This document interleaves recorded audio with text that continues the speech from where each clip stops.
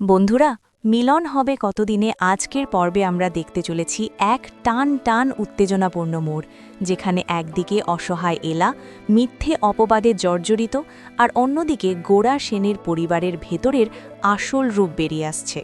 কিভাবে এলা গোড়া সেনের কলার ধরে নিজের অপমানের বদলা নিল, চলুন বিস্তারিত জেনে নিই। গল্পের শুরুতেই দেখা যায় থানার লকআপে বসে অঝরে কাঁদছে এলা। তার মনে বারবার একটাই প্রশ্ন, কেন তার জীবনে এই দুঃসহ দিন নেমে এলো? সে তো কোনো অপরাধ করেনি। সে মনে মনে ভাবতে থাকে, তার মায়ের ব্যাগ থেকে চুরির হারটা যেভাবে বের করা হয়েছে তার পেছনে নিশ্চয়ই বড় কোনো ষড়যন্ত্র আছে। এলার সন্দেহ গিয়ে পড়ে গোড়া সেনের ওপর। তার মনে হয় গোড়া সেনই তাকে ভাসানোর জন্য এই চাল চেলেছে। অন্যদিকে সেন বাড়িতে তখন সত্যটা জানাজানি হয়ে গেছে। গোড়া জানতে পেরেছে যে এলা চুরি করেনি, বরং চুরির আসল হোতা হল গুনগুনি। গোড়া যখন এলাকে বাঁচাতে থানায় যাওয়ার কথা বলে, তখন বাধা হয়ে দাঁড়ায় তার বোন মেঘনা। মেঘনা ঘৃণা ভরে বলতে থাকে, এলা যে আমাদের সাথে করেছে তার জন্য ওর এই শাস্তিই প্রাপ্য। ও আমাদের ম্যাচ মেকিং অ্যাপের পাল্লা দিয়ে আমাদের ব্যবসা নষ্ট করতে চেয়েছিল, ওকে জেলেই পৌঁছতে দাও।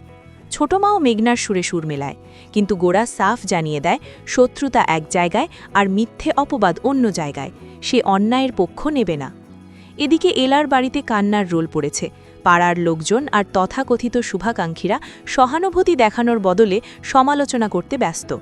এলার বোন মীরা যখন পলিটিশিয়ান টিয়ার বাবার কাছে সাহায্য চাইতে যায়, তখন টিয়া আর তার শাশুড়ি তাকে চরম অপমান করে।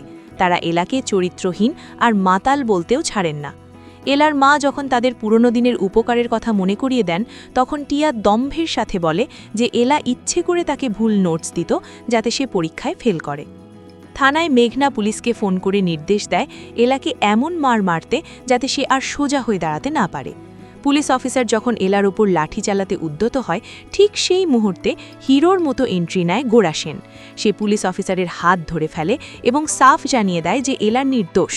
পুলিশ যখন জানায় যে সেন বাড়ির নির্দেশেই তারা এই কাজ করছে, তখন এলার অবাক হওয়ার সীমা থাকে না।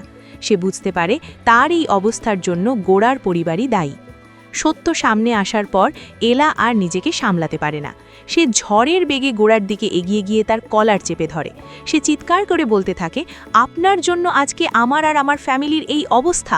শুধু জেতার জন্য আপনি এত নিচে নামতে পারলেন? গোড়া নিজেকে ছাড়ানোর চেষ্টা করলেও এলার চোখে তখন আগ্নেয়গিরির লাভা।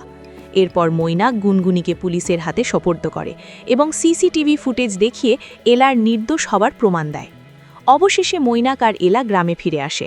সেখানেও পাড়ার লোকজনের অপমানের মুখে পড়তে হয় এলার মামাকে। কিন্তু মৈনাক যখন সবার সামনে সিসিটিভি ফুটেজ দেখিয়ে গুনগুনির চুরির কথা ফাঁস করে দেয়, তখন সবার মুখ চুন হয়ে যায়। এলার মা তার মেয়েকে ফিরে পেয়ে যেন নতুন জীবন খুঁজে পান। তো বন্ধুরা, এই ছিল আজকের পর্ব। ভালো লেগে থাকলে লাইক কমেন্ট করে জানাতে ভুলো না। আর চ্যানেলটি সাবস্ক্রাইব বা পেজটি ফলো করো নতুন আপডেট পেতে। আগামীকাল দেখা হবে। টাটা।